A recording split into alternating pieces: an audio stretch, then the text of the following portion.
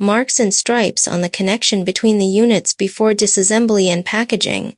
Complete assembly of the pipe and joint before disassembly. Numbers are labeled as the connection between the disassembled parts.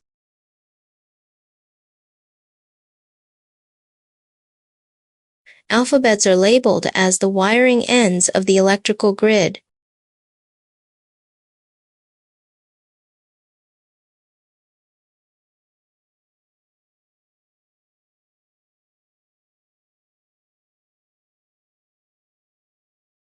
Cylinder head is labeled with the marks of stripes for connecting.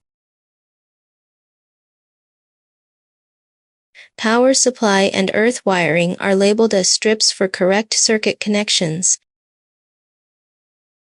Pumps are labeled with the numbers on the joints to make sure the correct connections at site.